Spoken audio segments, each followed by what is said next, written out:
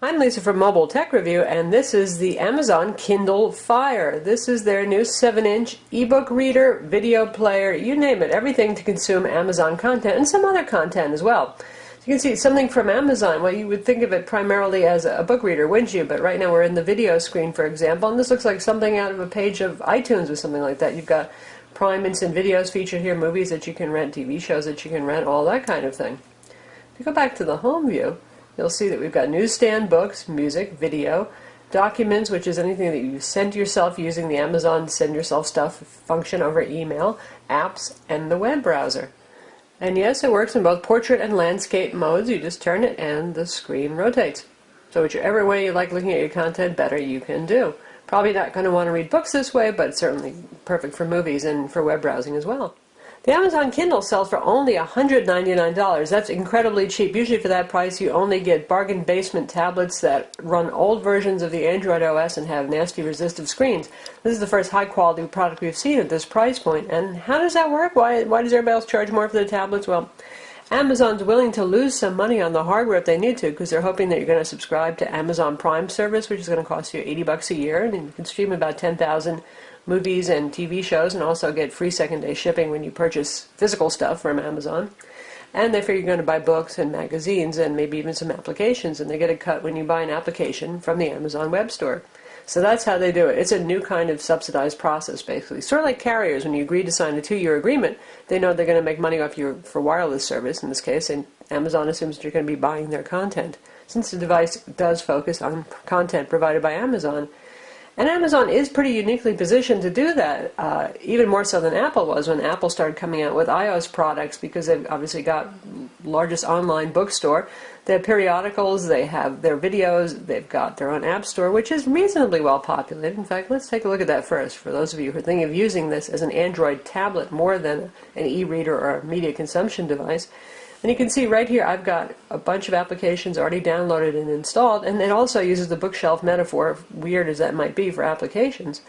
And if you hit the store, you can see they have a couple of thousand apps. Now, they have most of the top apps that you're going to want, like IMDb, Flickster, Quick Office, Office Suites, that kind of stuff, but a couple of thousand pales in comparison to several hundred thousand on the full Android market, which you do not have direct access to on this device. This is a sandbox version of Android, heavily customized by Amazon, and by doing that they could make it very user-friendly, and you can count on vetted applications that don't have viruses or Trojans in them in their app store, but at the same time it's less easily expandable, extensible than a basic Android tablet. For example, compared to something like the Samsung Galaxy Tab 7 Plus that just came out, which is a couple of $100s more, but is your basic open honeycomb tablet. You can put anything you want on it that's available from the Android market or off. You can also shop for Amazon apps, as a matter of fact. And while we're comparing them, Samsung, of course, always likes to make the thinnest and the lightest products out there, and it indeed is a couple of ounces lighter than the Fire, and you can see it is thinner.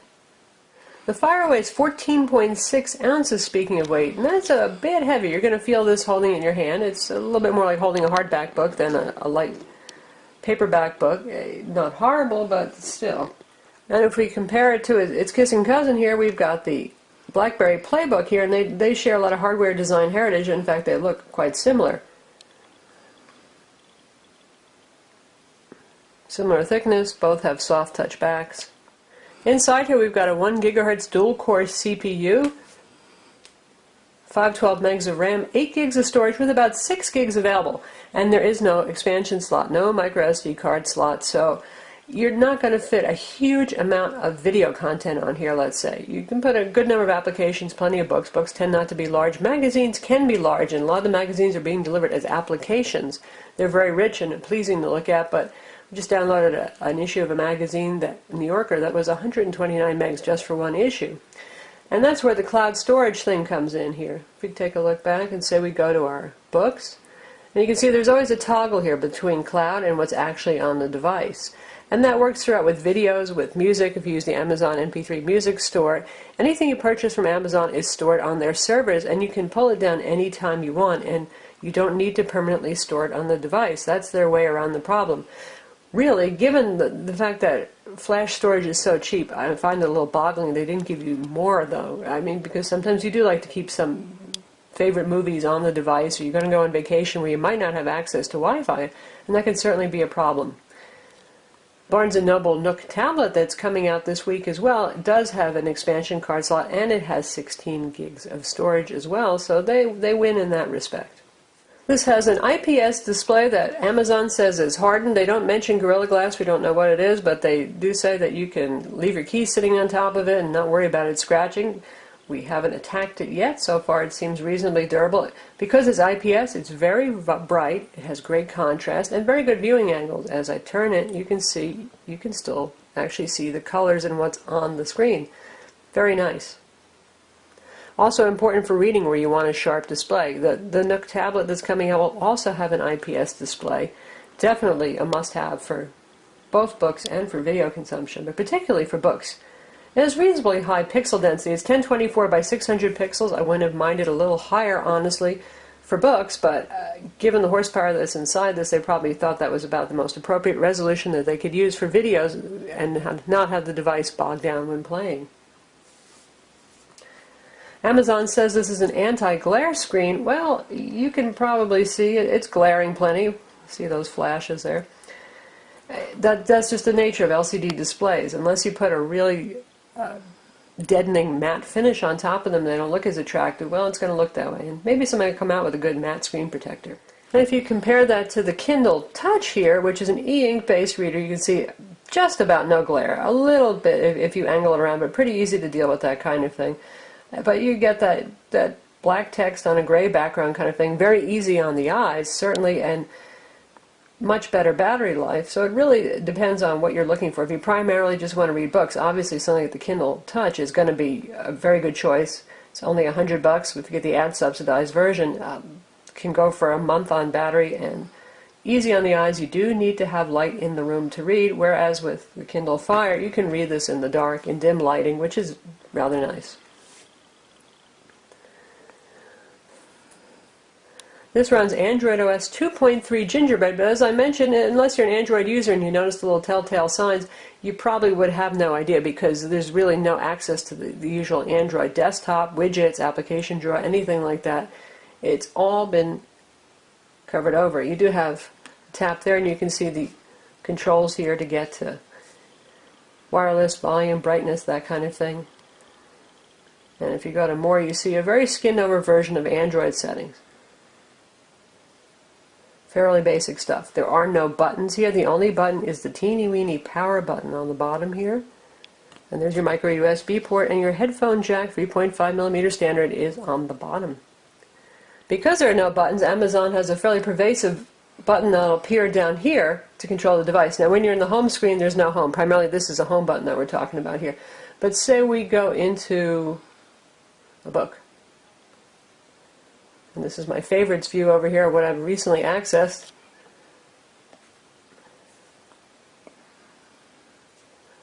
So here we are in our book, and you can see this book happens to have a lot of kind of lovely clippings and graphics, and it looks great in here.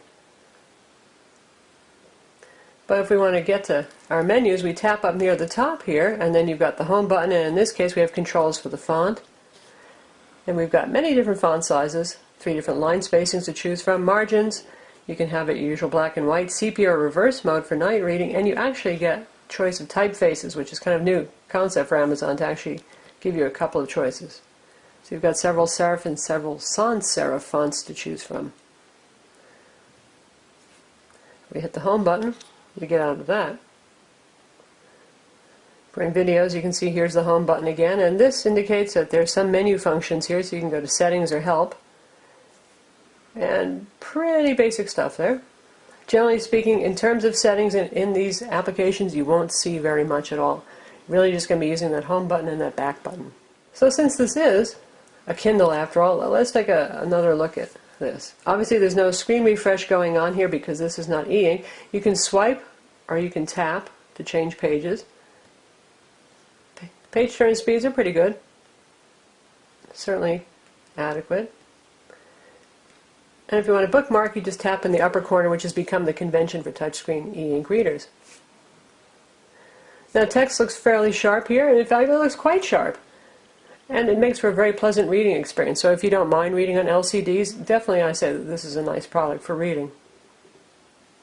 Now we've got a comparison here. We've got the HTC Flyer, which is $2.99 for the Wi-Fi version. And we've got the Kindle Fire on the left. And you can see actually that the HTC Flyer looks great too. We're in the Barnes & Noble Nook app. Of course, you can load the Kindle app or any other application that you want. And the HTC actually is a little bit whiter for the background. This has a slightly vaguely purple tint to the background. And I'd say they're just about equally as sharp. So in terms of being able to read ebooks on a LCD-based Android tablet, obviously you can do that on any Android tablet, Nook, Sony, Kindle. They're all available on tablets as well. One thing you won't be able to do with the Kindle Fire is load Barnes & Noble Nook or anybody else's ebook reader unless it's offered on the Amazon app marketplace, and you can be sure that they're not going to allow Barnes & Noble Nook on here, Sony Reader, any of those other applications. Now, for you adventurous types, if folks find a way to root this device, then it could be a go, and you certainly have an incredibly affordable, a $200 reader that you can use with any bookstore that you want that's available for Android. But as of right now, it's going to be only Kindle products for book reading. This uses Whisper Sync, and that means that it'll sync your last read page if it's a book that you bought from Amazon. And you get portrait orientation as well as landscape orientation. There is no facing pages view here, but honestly on a screen this size, I'm not sure that there's a whole lot of utility to having facing pages anyway. Now let's take a look at videos. And while we're here, we're going to try out. You get a free Amazon Prime membership for a month, by the way, to try out to see if you like it. But we're going to check out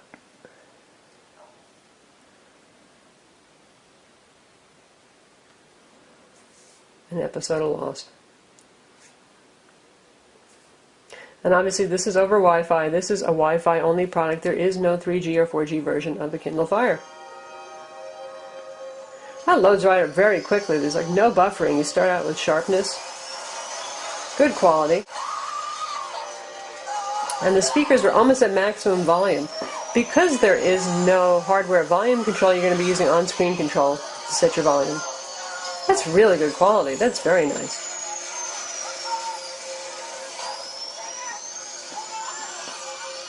And if you tap it, here's your volume slider right here. Your scrub control if you want to advance through it. And there's a little go back 10 seconds in case you just missed what happened. And a pause button. Sound comes out from the stereo speakers here, and you know, for a tablet this size, that's not bad sound, not bad volume, and you can use the headphone jack, of course, too. Now you can play your own videos as well. Here's access to the library, and the library will show you on the cloud anything that you've purchased from Amazon here, and anything that's on device. But oddly, our videos are not showing up. We put some MPEG-4 videos, which is what this supports. So we downloaded a free file manager. There are several available on the Amazon Marketplace, just like there is on the Android Marketplace, to find our videos using the File Explorer, and we've got a 1080p high profile trailer we're going to check out now. Not so much of a point to be playing 1080p on this because obviously it's not a 1080p display. It does not have HDMI out, nor does it have DLNA for wireless sharing. But nice to see that it can do it, and it's doing a very good job. We're talking about huge potential for millions of people. Very nice display.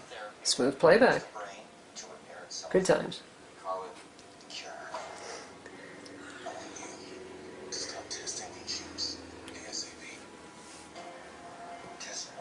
So there is video playback of your own locally stored MPEG-4 content. Same format that we used to rip for iDevices and for Android phones works just fine.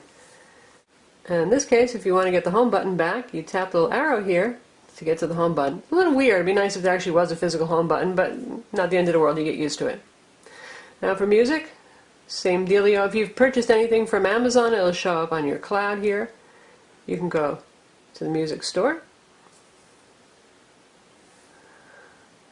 Attractive presentation.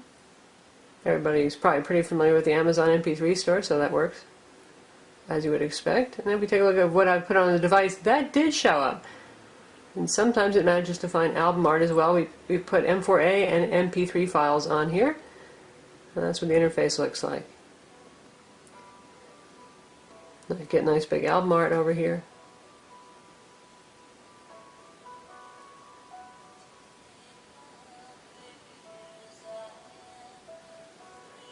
There's the music player.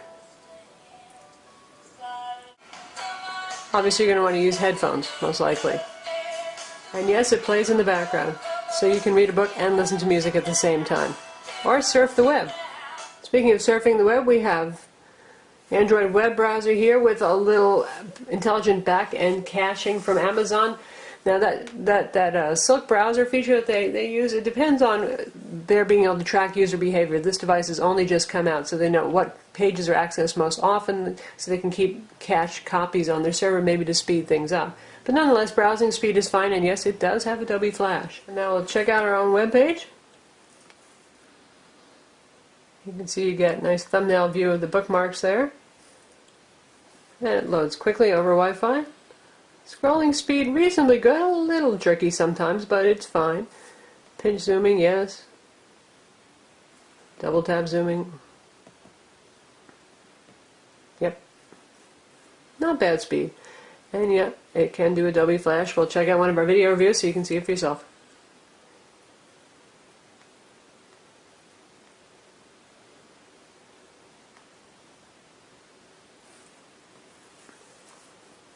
The controls are reasonably responsive in Adobe Flash Player, something that's often a problem with Android products. Actually, with all products that support Flash. See, I was able to pop out pretty easily to full screen. Verizon Wireless. This phone is going to be available November 14th, 2011 for the usual $299 with a contract, and it's one of 3 top Verizon. Overall, decent frame rates. I mean, over Wi-Fi it should be with the dual-core CPU. Razr by Motorola and the upcoming Samsung Galaxy. So yes, it is a web browser too. And for email, you do get an email application. Funny, you don't get that Gmail application, but you do get the standard email application over here that works for web-based email and IMAP. It should work for POP3 as well, and it just walks you through setting up your account. Not too hard to do. So email, web browsing, Amazon books, Amazon videos, your own side-loaded videos and books as well. But they have to be in Mobi format, by the way, those books. This still does not support EPUB. We're talking the Amazon format and Mobi format. And music supports MP3, M4A, and Amazon content as well as your own. You also get some other cool stuff. You can stream Pandora Radio. This works with Hulu Plus. It's supposed to work with Netflix, but Netflix is not yet available for download. The device just came out today. I'm sure it will appear because Amazon and Netflix have both said it will be here. So it's nice to see a little bit of competition with services. You're not locked totally into Amazon's Prime Video store or the rental store. You can use Netflix, you can use Hulu Plus. Who knows what might come up in the future. For comics, we got a preloaded shortcut to Comics by Comixology here. And there is some Amazon format comics also in Mobi format or Amazon extension format. So just downloaded comics. And you can purchase comics to read inside of this application. Again, a very attractive graphical presentation. How about applications and games? We're going to check out the store for those of you who haven't ever looked at the Amazon App Store to see what's available. And again, these are the ones that I have installed. There are some suggested ones that they have for all set up for download, and things that are already in my Amazon account too, indicated with a little download arrow in case I want to download them. And there's no folder organization here. It's just this list of applications, and you can't press and hold and drag them. You can press and hold, add it to favorites, put it on your favorite screen, or you can remove it from device. So, organization freaks, you won't be too thrilled. Anyway, let's take a look at the store. Again, a fairly graphical presentation here, and we've got things like Angry Birds featured, Plants vs. Zombies, and we'll take a look at some games. So here we are in the games, and we'll take a look at what the top games are. By the way, Amazon gives away a free application just about every day, so you'll often find something good for free. So we got a lot of the popular ones here: Cut the Rope, Angry Birds, Fruit Ninja, Secrets of Grizzly Manor, Bejeweled 2. We've got some EA games on board for launch. Battleheart, some kids games as well. Xenonia 2. So a lot of the top games are actually here for those of you who like to game. How about for you non-gamers? In terms of other applications, we've got news and weather, utilities, social networking. You got your Facebook on here, for example, your Twitter clients.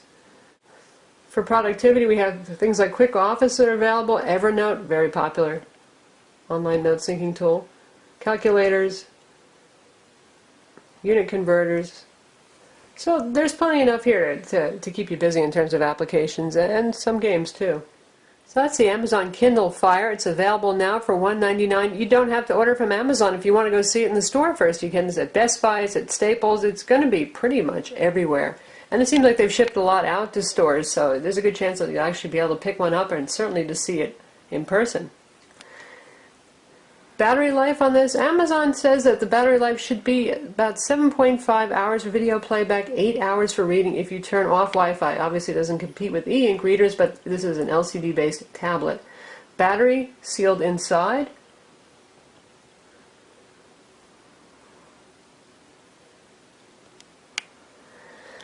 And Amazon does include a charger in the box, as they say it charges in 4 hours. And you can also charge it over USB, probably quite slowly given the fact that there's a fairly large battery in this guy, but at least you can do it. By the way, if you do want to transfer your own content to this, books, again in Mobi or Amazon format, MP3s, your own video files in MPEG-4 format, you can do so using a micro USB cable. I'm Lisa from Mobile Tech Review. Visit our website for the full review of the Kindle Fire.